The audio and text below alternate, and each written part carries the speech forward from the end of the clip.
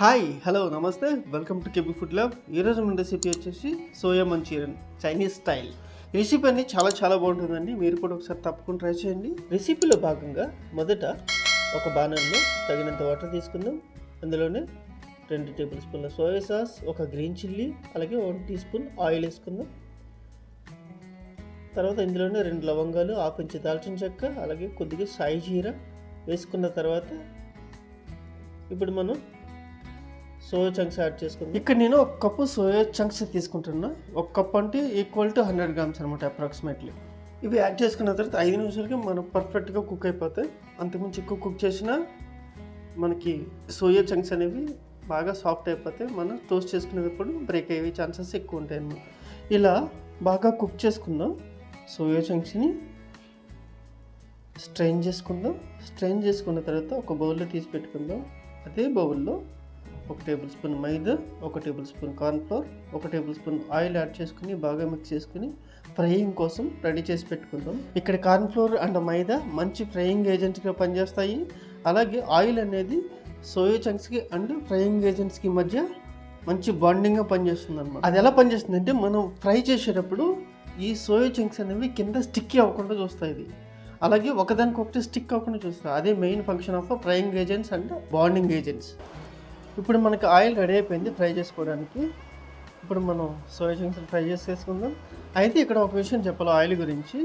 ఇక్కడ మనం ఫ్రై చేసుకునేటప్పుడు ఆయిల్ అనేది మీడియం టు హై ఫ్లేమ్ మధ్య ఉండాలి. లో ఫ్లేమ్లో ఉంటే ఆయిల్ ఎక్కువ పీల్చేస్తాయి సోయా చంక్స్. అలాగే హై ఫ్లేమ్లో ఉంటే పైన సర్ఫేస్ అంతా మాడిపోద్ది, లోపల మాత్రం అలాగే పచ్చిగా ఉంటుంది. అందుకే ఇక్కడ ఆయిల్ టెంపరేచర్ అనేది చాలా ఇంపార్టెంట్ అనమాట. 2-3 నిమిషాలకు బాగా వేగిపోతాయి మనకి సోయా చంక్స్. తీసి పక్కన పెట్టేసుకుందాం. ఇప్పుడు మనం ఒక చిన్న క్యాప్సికమ్, ఒక గ్రీన్ చిల్లీ, ఒక రెడ్ చిల్లీ, 1 అంగుళం ముక్క అల్లం, ఒక మీడియం టొమాటో చాప్ చేసుకుని పెట్టుకుందాం. ఇప్పుడు ఒక పాన్ తీసుకుని అందులో 2 టేబుల్ స్పూన్ ఆయిల్ వేసుకుందాం. అందులోనే ఇప్పుడు మనం కట్ చేసి పెట్టుకున్న కూరగాయ ముక్కలను వేసేసుకుందాం. వేసుకున్న తర్వాత 2 నిమిషాల పాటు వేయించుకుందాం. ఆ తర్వాత టేస్ట్కి తగ్గంత సాల్ట్ వేసుకున్న తర్వాత 1 నిమిషం పాటు వేయించుకుందాం.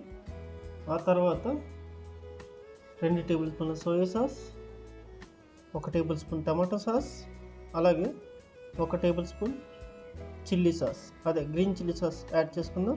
యాడ్ చేసుకున్న తర్వాత బాగా మిక్స్ చేసుకుని 1 నిమిషం పాటు వేయించుకుందాం.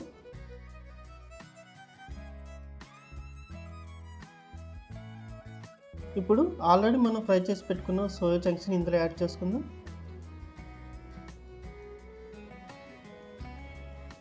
ఒకసారి టోస్ట్ చేసుకుందాం. ఇప్పుడు ఇందులోనే కొద్దిగా వెల్లుల్లి వాటర్ వేస్తున్నా. ఇది మంచి ఫ్లేవర్ ఇస్తుంది ఈ స్టేజ్లో, అందుకే ఈ స్టేజ్లో యాడ్ చేసా.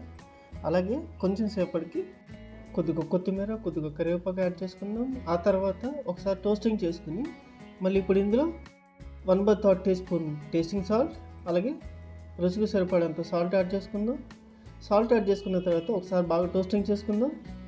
1 మినిట్ పాటు కుక్ చేస్తే మనకి సోయా మంచూరియన్ రెడీ అయిపోతుందండి చైనీస్ స్టైల్లో. ఇప్పుడు రెడీ అయిపోయిన మనం సోయా మంచూరియన్ని ఒక ప్లేట్లో తీసుకుని కొత్తిమీర అండ్ పుదీనాతో గార్నిష్ చేసుకుంటే సరిపోతుంది. రెసిపీ చూసారు కదా. మీకు నచ్చితే కనుక తప్పకుండా లైక్ చేయండి, షేర్ చేయండి అండ్ సబ్స్క్రైబ్ మాత్రం చేసుకోండి. Thank you very much.